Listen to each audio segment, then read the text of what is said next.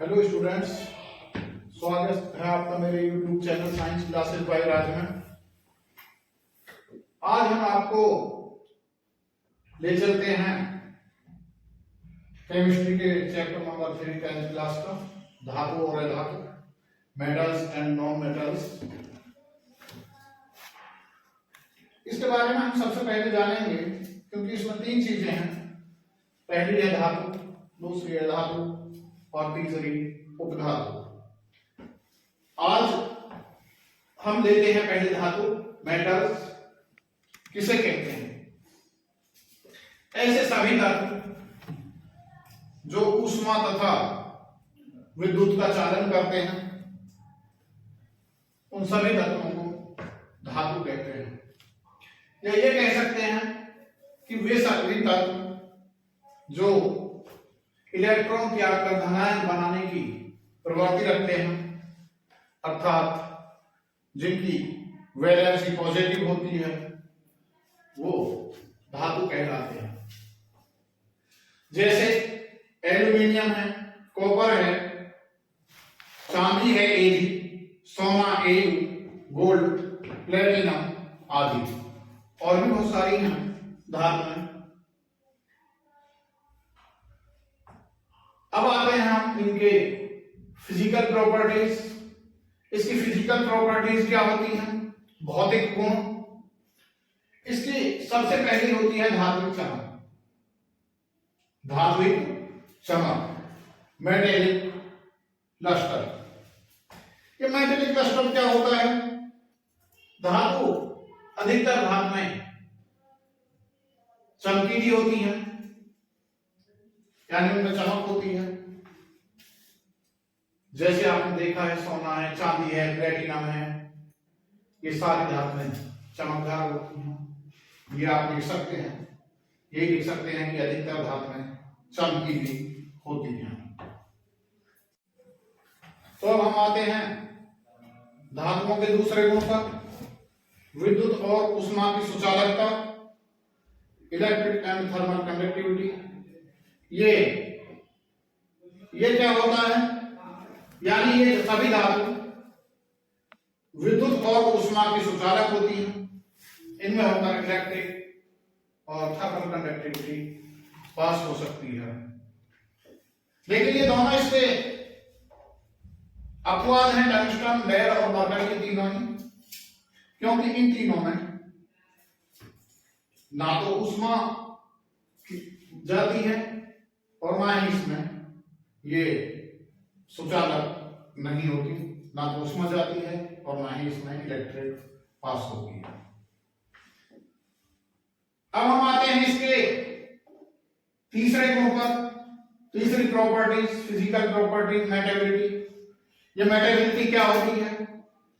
आप में मेटेबिलिटी होती है कि किसी भी धातु को पीट पीट कर पतली चादर के रूप में बनाने को हम मेटेबिलिटी अर्थात आघात वर्धनीयता कहते हैं। और जो ये गुण है, यह सबसे अधिक हमारा होता है सोना, Au, गोल्ड। क्योंकि हम जो हमारा यदि 1 सेंटीमीटर है तो 1 सेंटीमीटर में सोने की इतनी पतली परत बनाई जा सकती है कि 1 सेंटीमीटर में लगभग 20,000 चादर आ सकती हैं।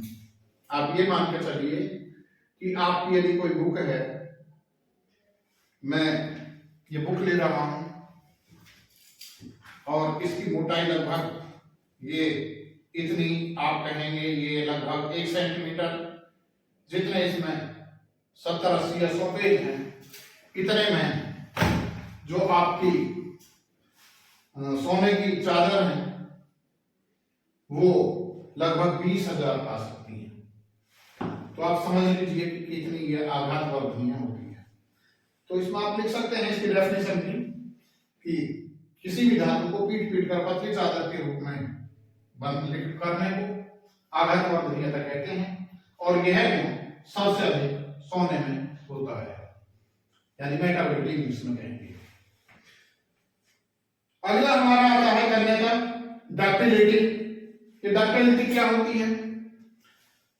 यानी किसी भी धातु को पीट पीट कर पतली चादर के रूप में बनाने को, पतली चादर नहीं सॉरी, किसी भी धातु को पीट पीट कर तार के रूप में खींचने को डक्टिलिटी अर्थात तन्यता कहते हैं। जैसे कॉपर का तार बनाया जाता है, एल्यूमिनियम का तार बनाया जाता है, सोने का तार बनाया जाता है। और ये गुण भी, तन्यता वाला गुण भी, ये भी सबसे अधिक गोल्ड में ही होता है। यानी आप ये मान के चलिए कि लगभग 1 ग्राम गोल्ड से, 1 ग्राम सोने से लगभग 2 किलोमीटर लंबा तार खींचा जा सकता है। तो आप लिख सकते हैं कि किसी धातु को तार के रूप में खींचने को तन्यता कहते हैं, और यह गुण सबसे अधिक सोने में होता है। जिंक और मरकरी में ना ही तो आघात वर्धनीयता का गुण होता है और ना ही इनमें तन्यता का गुण होता है। आगे आता है कठोरता, हार्डनेस। आप सभी जानते हैं कि जो धातुएं हैं वो कठोर होती हैं, हार्ड होती हैं। जैसे आपने लोहा देखा है, यदि आप सिर में मारेंगे तो मैं समझ रहा हूं आपके सिर को फोड़ देगा। एल्यूमिनियम है, कॉपर है, ये अधिकतर धातुएं कठोर होती हैं। यदि हम सोडियम वगैरह है एक आध को छोड़ दें तो। आगे आता है गलनांक व क्वथनांक, मेल्टिंग एंड बॉइलिंग पॉइंट। सभी धातुओं में मेल्टिंग और बॉइलिंग पॉइंट उच्च होते हैं, बहुत हाई होते हैं। यदि हम उन्हें गर्म करें तो वो बहुत उच्च ताप पर अपने गलती हैं और बॉइलिंग पॉइंट उससे भी ज्यादा पर वो उबलेंगी, यानी उससे भी ज्यादा वो गैसीय अवस्था में आएंगी।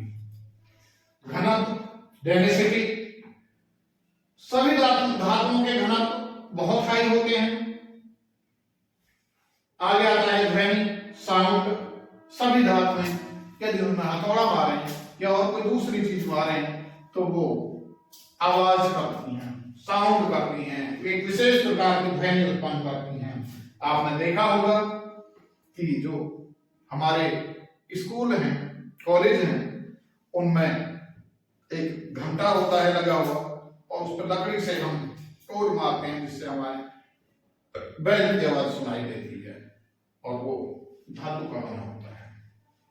विडेयता, जो धातुएं हैं वो हमारी जल में विडेय नहीं होती, घुलती नहीं। आपने देखा है कि यदि लोहे को हम डाल दें या कॉपर को डाल दें, सोने को डाल दें पानी में, तो मैं ये कोई भी धातु नहीं घुलती, तो ये विलेय नहीं होती। तो बेटा अब हम आते हैं धातुओं के रासायनिक गुण पर, केमिकल प्रॉपर्टीज ऑफ मेटल्स। जब धातुओं के ऑक्सीजन के साथ क्रिया कराते हैं तो हमें धातु ऑक्साइड प्राप्त होता है। जैसे हमने सोडियम की क्रिया कराई है ऑक्सीजन के साथ तो सोडियम डाइऑक्साइड प्राप्त किया। आदि यदि हम ऐसे ही कैल्शियम की क्रिया कराते हैं ऑक्सीजन के साथ तो ये बनेगा CaO, 2CaO, कैल्शियम ऑक्साइड। इसे हम बिना बुझा चूना भी कहते हैं। इसी तरह धातुओं की यदि जल के साथ क्रिया कराते हैं, जैसे हमने कोई भी धातु ली, मान लीजिए हमने यहां कैल्शियम लिया और इसकी जल के साथ क्रिया कराएं H2O, तो ये हमें कैल्शियम ऑक्साइड प्राप्त होगा CaO प्लस H2 और प्लस उष्मा रिड्यूस होगी, हीट निकलेगी। इसे हीट भी कह सकते हैं। अभी जो कैल्शियम का फॉर्मूला है वो Ca जल H2O, यहां से हमारा CaO और H2, आगे आता है धातु की हाइड्रोजन के साथ अभिक्रिया। यदि हम धातु की हाइड्रोजन के साथ क्रिया कराते हैं तो ये धातु हाइड्राइड बनता है।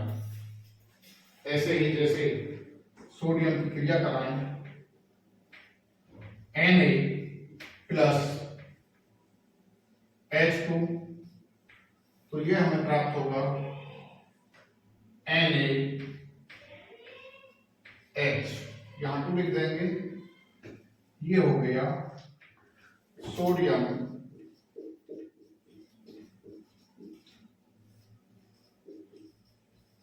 हाइड्राइड। ऐसे ही यदि हम धातु की क्लोरीन के साथ क्रिया कराते हैं, धातु कोई भी ले लें, मान लीजिए यहां हम कैल्शियम ले रहे हैं और क्लोरीन के साथ क्रिया करा रहे हैं, तो ये अब हो गया धातु क्लोराइड CaCl2, कैल्शियम क्लोराइड।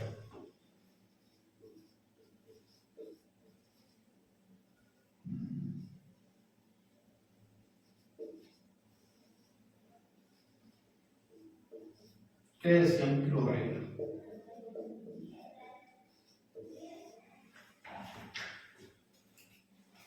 आपको ध्यान रखनी है मेन चीजें कि यदि हम धातु के ऑक्सीजन के साथ क्रिया कराते हैं धातु का ऑक्साइड बनता है, धातु की जल के साथ अभिक्रिया कराते हैं धातु oxide plus hydrogen gas plus ऊष्मा। इस तरह की जो अभिक्रिया है जिसमें ऊष्मा भी निकलती है, यदि आपको ऊष्माक्षेपी अभिक्रिया की परिभाषा लिखने के लिए आ जाती है तो ऊष्माक्षेपी अभिक्रिया में इनका भी एग्जांपल दे सकते हैं।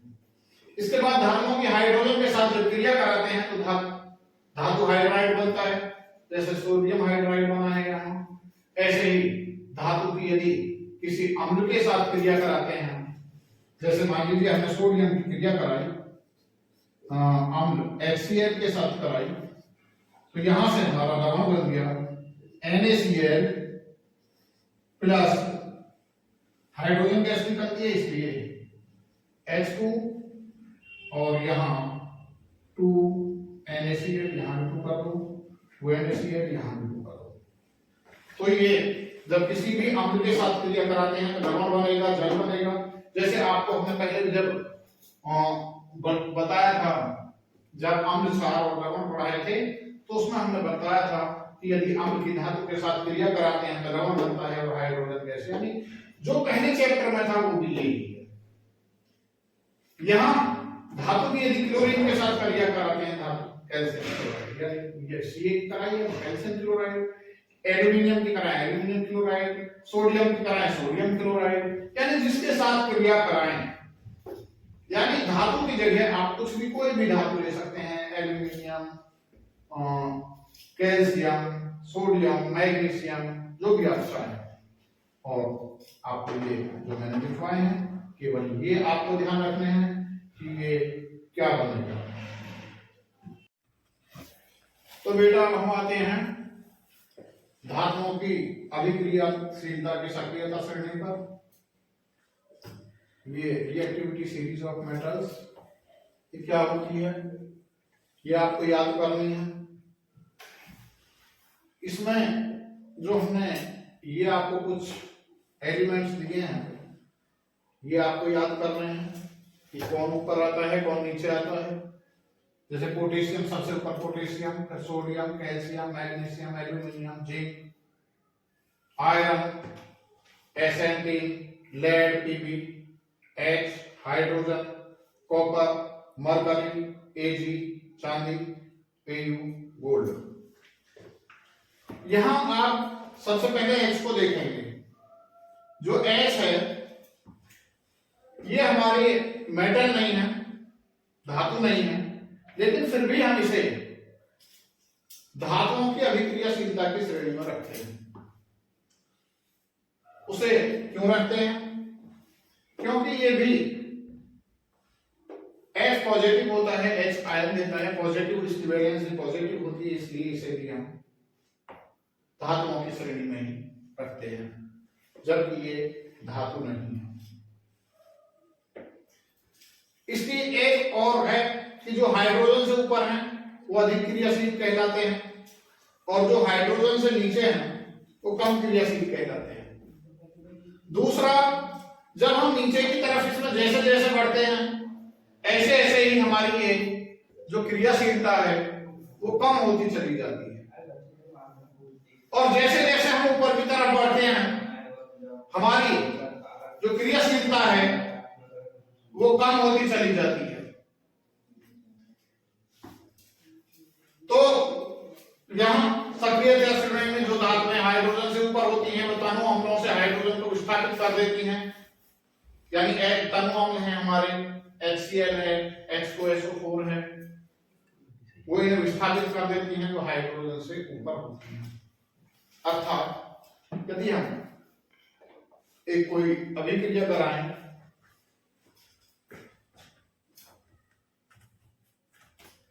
जैसे ये है हमारी पोटेशियम की अभिक्रिया कराएं HCl के साथ, तो ये हमारा KCl plus H2 hydrogen gas.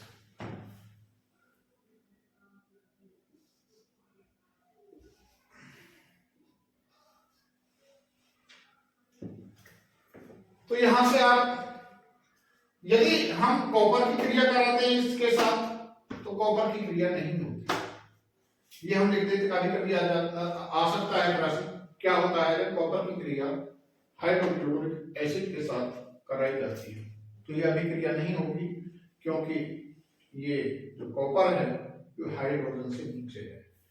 ये रिएक्शन तभी होगी जब ये हाइड्रोजन से ऊपर होंगे। एक चीज और कि कोई भी हमारा यदि लवण है तो वो तभी अगर करेगा दूसरी धातु को जब वो उससे ऊपर होगी। जैसे मान लीजिए हम NaCl की क्रिया कराएं पोटेशियम के साथ, NaCl की क्रिया कराएं पोटेशियम के साथ, तो हमारी जो रिएक्शन है वो हो जाएगी, KCl बन जाएगा, Na विस्थापित हो जाएगा। यदि हम पोटेशियम की क्रिया कराते हैं, Na की क्रिया कराते हैं KCl के साथ, तो हमारी अभिक्रिया नहीं होगी, क्योंकि जो पोटेशियम है वो सोडियम से अधिक रिएक्टिव है। तो इसी के साथ जो हमारी मेटल्स हैं वो समाप्त होते हैं। हमारी आगे बारे में बताते हैं नॉन मेटल्स। ये नॉन मेटल्स क्या होते हैं, इनकी फिजिकल प्रॉपर्टीज क्या होती हैं, भौतिक गुण, और इनके रासायनिक गुण क्या होते हैं। लेकिन इससे बताने से पहले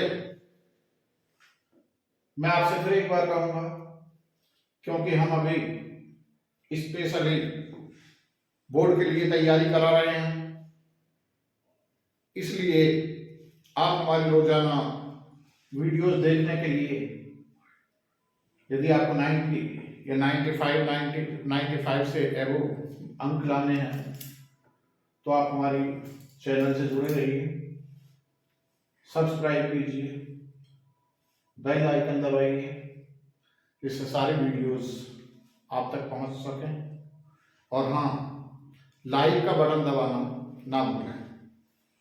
तो चलिए लेते हैं धातु नॉन मेटल्स। वे धातु जो ऊष्मा तथा विद्युत का चालन नहीं करते। हमने कल जो बताया था आपको धातुओं के बारे में, वो चालन करते हैं, लेकिन ये चालन नहीं करते, तथा जो इलेक्ट्रॉन ग्रहण करके ऋणायन बनाते हैं अधातु कहलाते हैं। जैसे कार्बन है, नाइट्रोजन है, सल्फर है और बहुत सारे धातु हैं। ये जो हमारे अभी तक तत्व हैं उसमें हमें लगभग 22 तत्व ऐसे हैं जो अधातु के रूप में आते हैं, जिसमें सभी हेलोजन्स तत्व हैं। हेलोजन्स तत्व से आप समझते होंगे क्लोरीन, ब्रोमीन, फ्लोरीन, आयोडीन, ये सारे ही हमारे हैलोजन तत्व में आते हैं। जो अक्रिय गैसें हैं वो भी हमारी सारी हैलोजन तत्व में आती हैं। तो ये सभी हमारे हैलोजन तत्व है, ये सभी अधातु में आते हैं। जो गैसेस हैं, अक्रिय गैसें, वो भी, और हैलोजन तत्व भी, कार्बन, नाइट्रोजन, सल्फर और बोरोन, सिलिकॉन और बहुत सारे हैं। लेकिन आपको मुख्य रूप से carbon, nitrogen, sulphur, boron, silicon, chlorine, bromine, iodine, आपका इनसे ही काम चल जाएगा। अब हम आगे चलते हैं अधातुओं के भौतिक गुण, physical properties of non metals. इनमें जैसे हमारी धातुओं में चमक होती थी, इनमें हमारी चमक नहीं होती। लेकिन यहां भी हम जो हमारी ये आयोडीन और ग्रेफाइट है, ये इसके अपवाद हैं। ये अधातु में आते हैं, आयोडीन भी, और जो ग्रेफाइट है, हीरा, ये कार्बन का ही अपरूप होता है, इसलिए ये हमारे अपवाद हैं। क्योंकि आप जानते हैं कि जो हीरा है, हीरे की यदि हम कुछ भी अंगूठी खरीदें, कुछ भी खरीदें, तो हीरा हमारा काफी महंगा होता है। इसलिए जो हीरा है वो बहुत महंगा होता है, वो अपवाद है इसका। जबकि ये नॉन मेटल्स हैं दोनों, आयोडीन भी और ग्रेफाइट भी। आगे आता है हमारा विद्युत एवं उष्मीय चालकता, electrical and thermal non conductivity. ये सुचालकता प्रदर्शित नहीं करते, अर्थात ये कंडक्टिव नहीं होते, ये नॉन कंडक्टिव होते हैं। लेकिन जो कार्बन का अपरूप है ग्रेफाइट, ये सुचालक होता है, ये कंडक्टिव होता है, अर्थात इसमें होके हमारी विद्युत और ऊष्मा जा सकती है, बह सकती है। आगे आता है ब्राइटनेस, भंगुरता, यानी पीटने पर ये चादर में नहीं बदलती, क्योंकि भंगुर होते हैं।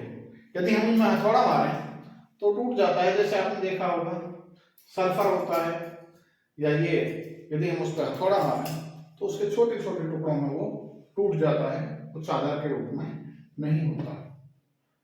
कल हमने और एक बताया था आघातवर्धनीयता, तो आघातवर्धनीय नहीं होते क्योंकि ये टूट जाते हैं। आघातवर्धनीय कहते हैं किसी भी वस्तु को पीट पीट कर पतली चादर के रूप में बनाने को हम आघातवर्धनीयता कहते हैं।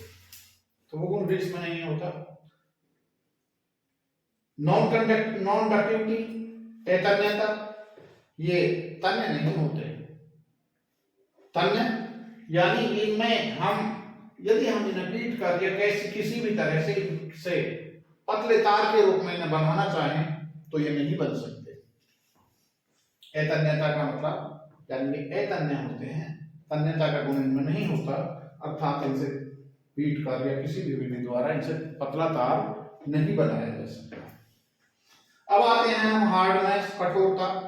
जो अधिकांश अधातु हैं वो कठोर नहीं होती, वो कठोर नहीं होती।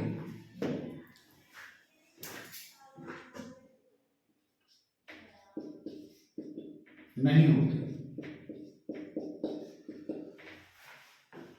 लेकिन जो कार्बन का अपरूप है, कार्बन का अपरूप क्या होता है? हीरा, ग्रेफाइट, ये बहुत अधिक कठोर होता है, सर्वाधिक कठोर होता है। तीसरा, इनके melting point and boiling point, गलनांक और क्वथनांक। इनके गलनांक और क्वथनांक बहुत कम होते हैं। जो धातु होती हैं, जो मेटल्स होते हैं, उनकी अपेक्षा इनके जो बॉइलिंग और मेल्टिंग पॉइंट हैं वो बहुत कम होते हैं। लेकिन ये कार्बन, बोरॉन और सिलिकॉन के ज्यादा होते हैं थोड़े, कुछ धातुओं से भी ज्यादा होते हैं इनके। तो ये इनके अपवाद हैं, तो मैंने यहां से डाला है कि ये अपवाद हैं। लेकिन अधिकतर जो हमारे होते हैं, धातु होती हैं, उनके बॉइलिंग और मेल्टिंग पॉइंट कम ही होते हैं। इसके बाद हम आगे आते हैं ध्वनि, साउंड। यदि हम इन्हें पीटें, हथौड़े से पीटें, किसी भी चीज से पीटें, तो इनमें साउंड नहीं होती, आवाज नहीं करते। तीसरा विलेयता सॉल्युबिलिटी, इनमें जो ये जलीय विलयन में अधिकतर जो हमारे नॉन मेटल्स होते हैं वो घुल जाते हैं। इसके बाद आता है हमारा डेनिसिटी, इनकी जो डेनिसिटी है वो बहुत कम होती है। अब हम चलते हैं आगे रासायनिक गुणों पर।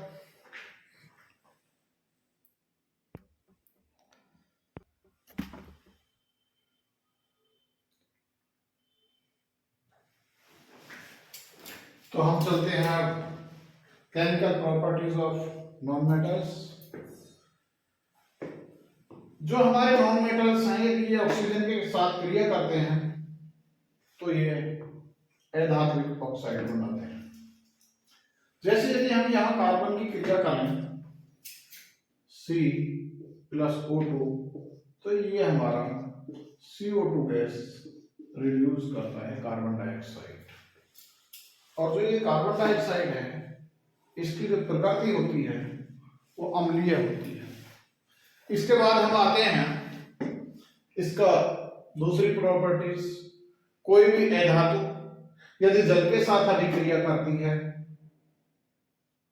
तो कुछ नहीं बनाती, अर्थात किसी भी अधातु की नॉन मेटल्स की जल के साथ कोई अभिक्रिया नहीं होती। मान लीजिए आपको क्या प्रश्न आ जाता है, क्या होता है जब सल्फर की क्रिया जल के साथ कराई जाती है, तो आप केवल इतना लिखेंगे कि क्योंकि सल्फर जल से कोई क्रिया नहीं करता, अधातु है, और कोई भी अधातु जल से कोई क्रिया नहीं करती। इससे आगे आता है क्लोरीन से अभिक्रिया। यदि हम किसी नॉन मेटल्स की क्लोरीन के साथ अभिक्रिया कराते हैं तो ये बनता है हमारा धात्विक क्लोराइड, अधात्विक क्लोराइड। यानी यहाँ फास्फोरस ले रहे हैं P4 और यहाँ Cl की क्रिया करा रहे हैं क्लोरीन की, तो फास्फोरस 3 है Cl के, तो फास्फोरस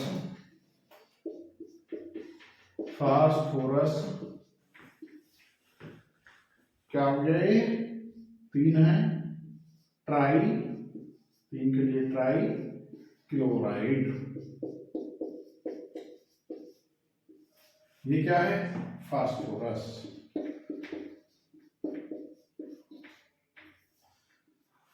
फास्फोरस का P होता है क्योंकि ये जो इसका अणु रहता है वो 4 होता है अणु के रूप में, तो फास्फोरस, ये क्लोरीन, फास्फोरस और क्लोरीन की रिएक्शन के बाद हमें क्या मिलता है, ये हमें मिलता है फास्फोरस ट्राइक्लोराइड। आगे अधातुओं की हाइड्रोजन से क्रिया। यदि कोई भी अधातु जब हाइड्रोजन से क्रिया करती है तो हाइड्राइड बनाती है। और यहाँ जैसे नाइट्रोजन की हमने क्रिया कराई हाइड्रोजन गैस से, तो ये हमारा अमोनिया गैस मिल जाता है 2NH3। यह हम मान लीजिए कार्बन के साथ क्रिया करा रहे हैं हाइड्रोजन की, तो ये CH4 को क्या कहते हैं, मीथेन गैस, CH4 मीथेन। तो ये इसी के साथ हमारी जो केमिकल प्रॉपर्टीज हैं ये समाप्त होती हैं। इसके बाद हम आगे चलते हैं।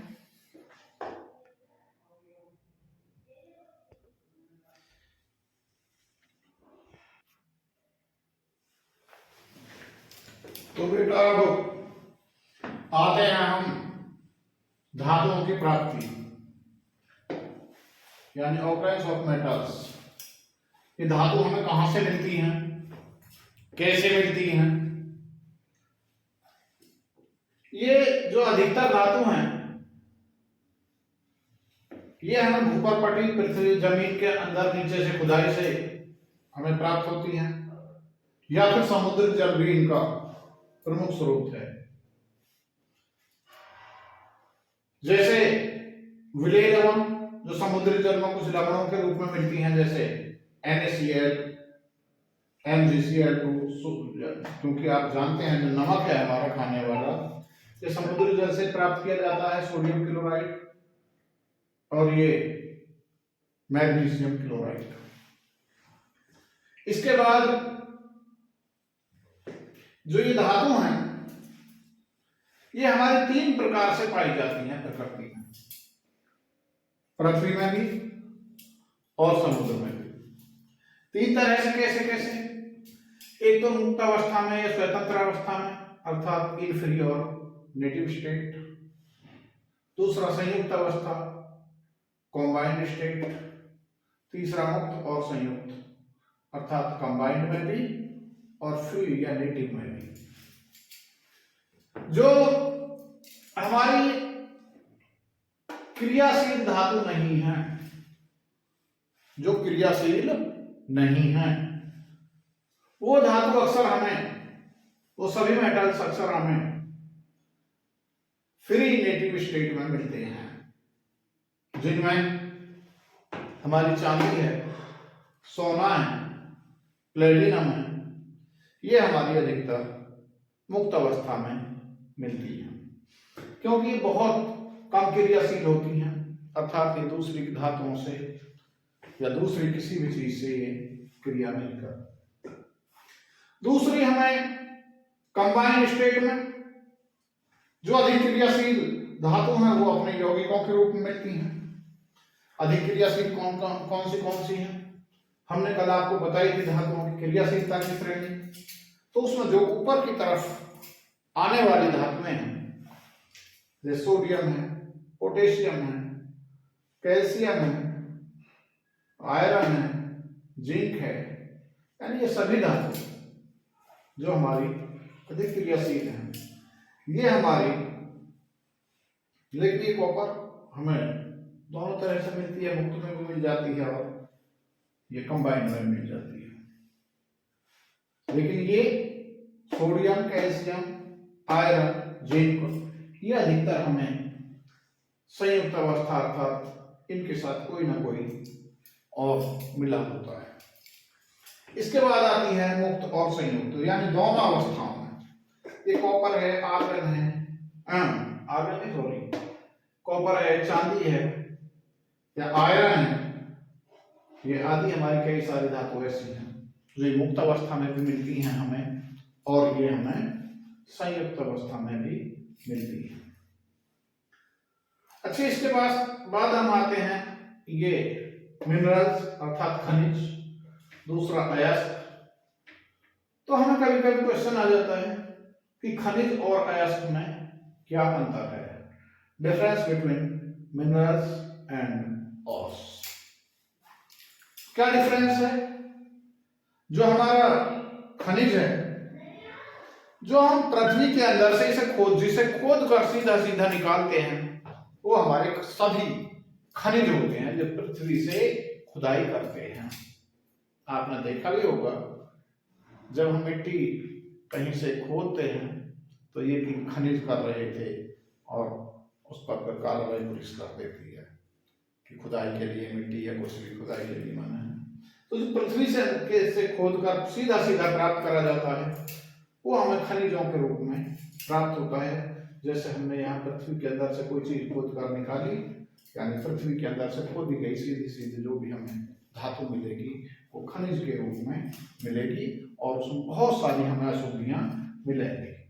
जैसे हमने एक एग्जांपल दिया है, कॉपर भी है, आयरन भी है और उसमें सल्फर भी मिला हुआ है, ये हमने खुद कर निकाले। दूसरा अयस्क। अयस्क किसे कहते हैं? जिन खनिजों का आसानी से सरलता पूर्वक निष्कर्षण किया जा सके और कम कीमत पर अधिक मात्रा में हम धातु प्राप्त कर सकें, उसे हम कहेंगे अयस्क। उन सभी खनिजों को अयस्क कहेंगे। अर्थात कभी कभी एक प्रश्न आ सकता है कि सभी अयस्क, सभी खनिज अयस्क होते हैं? तो सभी खनिज अयस्क नहीं हो सकते। क्यों नहीं हो सकते? क्योंकि ऐसा कोई जरूरी नहीं कि जो हमने खनिज की मिला है हमें उसमें अधिक मात्रा में हमें वो धातु प्राप्त हो सके। ऐसा भी हो सकता है कि उसमें खनिज हमने किया और उसमें बहुत कम मात्रा में हमें कोई धातु प्राप्त हो। लेकिन अयस्क किसे कहेंगे? ऐसे खनिज जिनसे अधिक मात्रा में धातु प्राप्त की जा सके उसे हम अयस्क कहेंगे। दूसरा हमने अयस्क के प्रकार, एक हमने यहां लिखा है जो अयस्क है इन 4 भागों में बांटा गया है। एक तो वो जिनमें ऑक्सीजन मिला होता है, उन्हें ऑक्साइड अयस्क कहते हैं। दूसरा वो जिनमें कार्बोनेट मिला होता है, उन्हें कार्बोनेट अयस्क कहते हैं। और तीसरा वो जिनमें सल्फाइड मिला होता है, उन्हें सल्फाइड अयस्क कहते हैं। और चौथा वो जिनमें क्लोरीन मिला होता है, उन्हें क्लोराइड अयस्क कहते हैं। मैंने इनके कुछ एग्जाम्पल लिखे हैं जो खास खास आपके बहुत जरूरी थे, वो मैंने लिखे हैं। बॉक्साइट का अयस्क Al2O3 2H2, अर्थात ये एल्यूमिनियम का अयस्क है। हेमेटाइट Fe2O3, ये आयरन का अयस्क है। क्यूप्राइट Cu2O, ये कॉपर का अयस्क है। अर्थात जो हमारा ये इसमें मेटल्स है, उस मेटल का नाम बोलेंगे। एल्यूमिनियम का है, आयरन का है, कॉपर का है। ऐसे यहाँ कार्बोनेट अयस्क में यदि इसकी बात करते हैं तो कैलेमाइन नाम है इसका, जिंक कार्बोनेट, ये जिंक का अयस्क है। लाइमस्टोन, ये कैल्शियम का अयस्क है। लाइमस्टोन आप जानते हैं, चूने का पत्थर भी इसे कह देते हैं। और कॉपर पाइराइट CuFeS2, ये कॉपर का, आयरन का, दोनों का ही अयस्क है। अर्जेंटाइट, ये Ag, ये चांदी का अयस्क है। और हॉर्न सिल्वर AgCl, ये भी हमारा चांदी का अयस्क है। अब हम आते हैं आगे धातुओं के निष्कर्षण पर।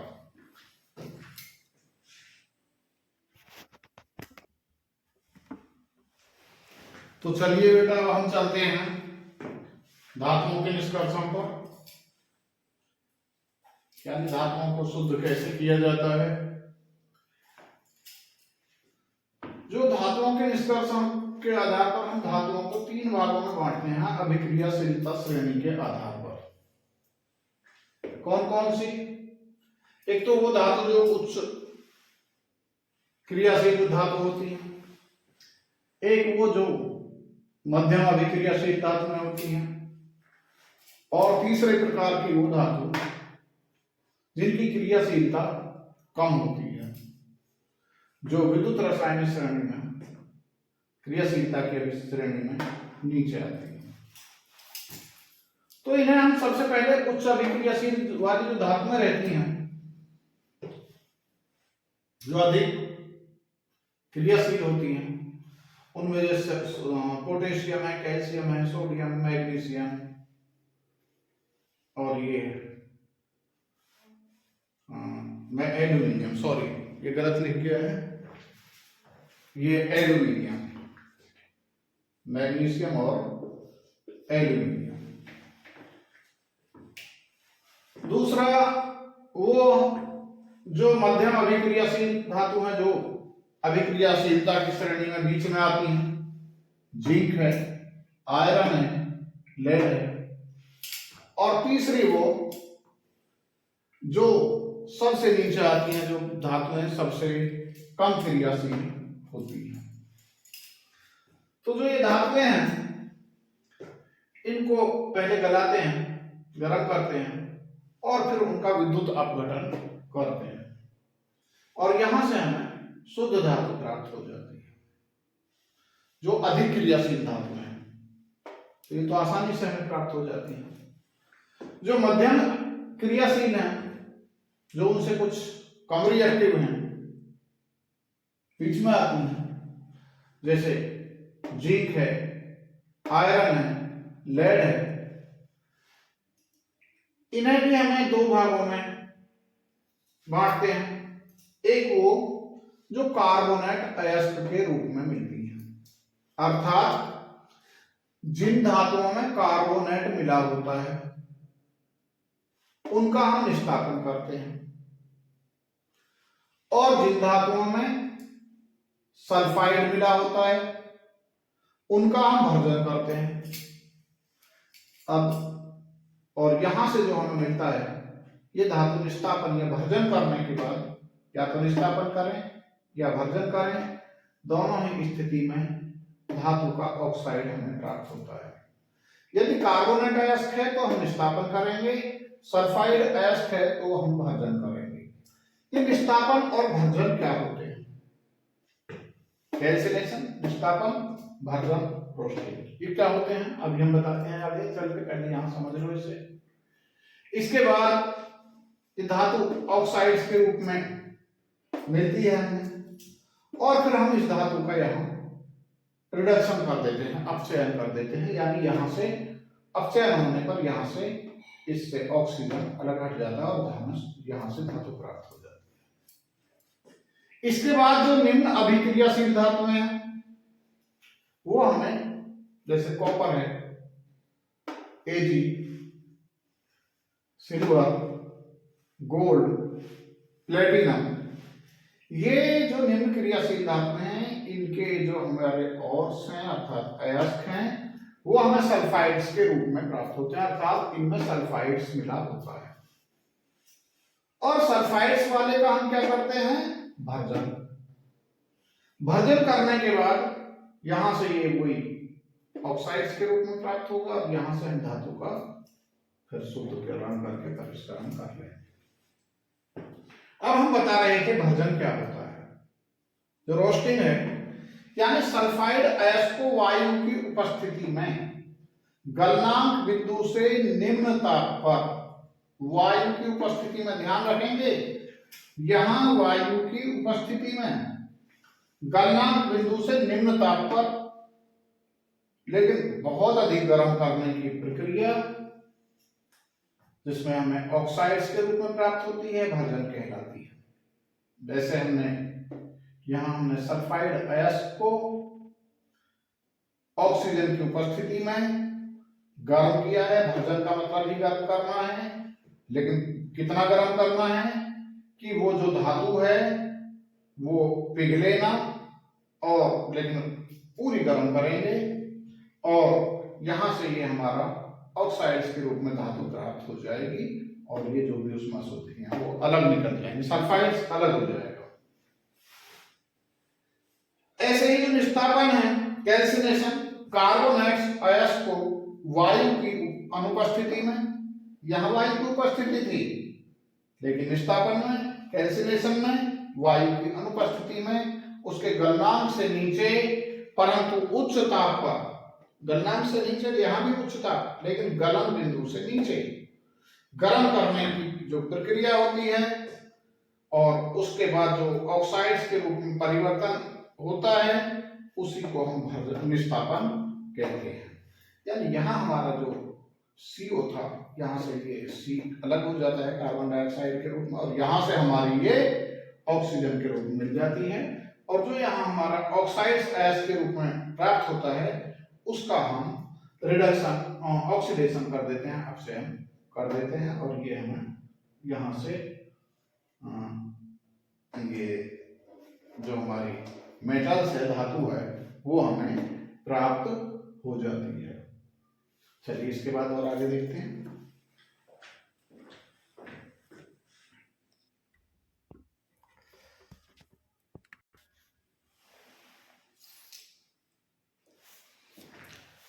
तो बेटा हम आते हैं इसके लास्ट टॉपिक पर। इसे बताने से पहले मैं आपको फिर एक बार कहूंगा कि आप मेरी पूरी तैयारी के लिए, बोर्ड की तैयारी के लिए मेरे वन शॉट, प्रत्येक चैप्टर के वन शॉट जरूर देखें, जिससे आपकी आसानी से तैयारी हो सके। क्योंकि आपको मैक्सिमम 30-40 या 50 मिनट का मिलेगा। ये आपको बोर्ड में 10 नंबर का इसमें से आने वाला है, इसलिए मेरे वन शॉट को पूरा देखें और 2-3 बार जरूर देखें, जिससे आपकी आसानी से तैयारी हो सके, और कोई भी प्रश्न यदि आता है तो उसका आप आसानी से उत्तर दे सकें। और मेरे आगे वाली वीडियोस के लिए चैनल को लाइक करें, सब्सक्राइब करें और बेल आइकन दबाना ना भूलें, जिससे आप तक मेरी वीडियोस आसानी से पहुंच सके। तो अब हम आते हैं ये उपधातु मेटालॉइड्स,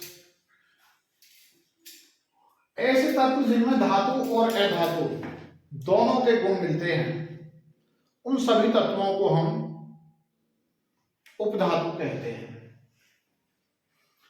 ऐसे केवल 8 तत्व हैं जिनमें धातु और उपधातु के गुण मिलते हैं। इनमें से ही एक एंटीमनी, आर्सेनिक भी इनमें से भी है। आ जाती है कभी कभी कि उपधातु किसे कहते हैं, उपधातु की परिभाषा बताइए।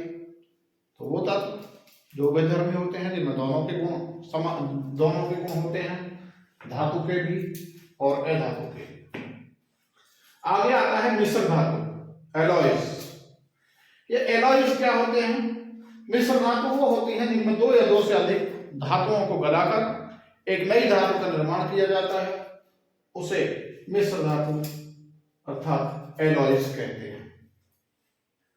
क्योंकि कुछ धातुएं ऐसी हैं जो अपनी फॉर्म में काफी नरम होती हैं और वो यदि हम उनसे कुछ पुर्जे बना रहे हैं या कुछ बना रहे हैं तो वो उस काम को सही तरीके से अब नहीं कर पाते। जैसे हम यदि आभूषण बनवाते हैं, मान लीजिए सोना या चांदी की हम कोई जेवर बनवाने जाते हैं, तो हम देखते हैं कि वहां सुनार के यहाँ वो कहता है कि अच्छा कौन सा लेना है आपको, 22 कैरेट का लेना है या 20 का लेना है या 14 का लेना है। तो और ऐसे ही जो आप चांदी की यदि पाजेब या कोई भी सामान खरीदने जाते हैं तो वो भी हमारी शुद्ध चांदी नहीं मिलती, उसमें भी हमारी दूसरी धातु मिली होती है। ऐसे ही सोने में भी हमारी दूसरी धातु मिली होती है। अर्थात यदि हम 22 कैरेट की बात करें, क्योंकि 100% जो सोना रहता है, गोल्ड रहता है, वो 100% 24 कैरेट का होता है और 24 कैरेट में कोई भी हमारा जो जेवर है या कोई भी सामान नहीं बनाया जा सकता। इसलिए उसमें दूसरी धातु, जिससे वो धातु कुछ कठोर हो जाए, वो उसमें मिला दी जाती है। तो यदि हम 22 कैरेट की बात करते हैं तो 91.6 के लगभग होता है। ऐसे ही हम तो जो मिश्र धातु है 2 या 2 से अधिक धातुओं को गलाकर जो हम मिश्रण बनाते हैं, सामान्य मिश्रण, उसी को मिश्र धातु कहते हैं। जब हम पीतल बनाते हैं तो उसमें 70% कॉपर होता है और 30% उसमें जिंक होता है, जिससे हमारे पीतल के बर्तन जो हमें मिलते हैं। ऐसे यदि हम कांसे के बर्तनों की बात करें या मूर्ति जिनसे बनती हैं तो उसमें 88% कॉपर होता है और 12% उसमें टीन होती है। ऐसी गन मेटल की बात करें जिससे बंदूक वगैरह बनती है, बंदूक या हथियार जो भी बनाए जाते हैं, उसमें कॉपर 88%, टीन 10% और जिंक 2%। उसके बाद जो टांका, जिसे हम राज का टांका कहते हैं, जब हम कोई भी काम कराते हैं किसी, उसके पास जाते हैं इलेक्ट्रिक वाले के पास, अब हमें कहीं वो टांका लगा रहा है तो वो सोल्डर ग्लू से बोल देते हैं, उसमें ये लेड शीशा जिसे बोलते हैं 80% होता है और टीन उसमें 20% होती है। तो इसी के साथ हमारा ये चैप्टर समाप्त होता है। जाने से पहले मैं फिर एक बार कहूँगा कि आप हमारे चैनल को लाइक करें, सब्सक्राइब करें और बेल आइकन दबाना ना भूलें, जिससे आगे वाली वीडियोस आप तक आसानी से पहुंच सकें। हेलो, आगे के लिए मिलते हैं बाद में। Thank you.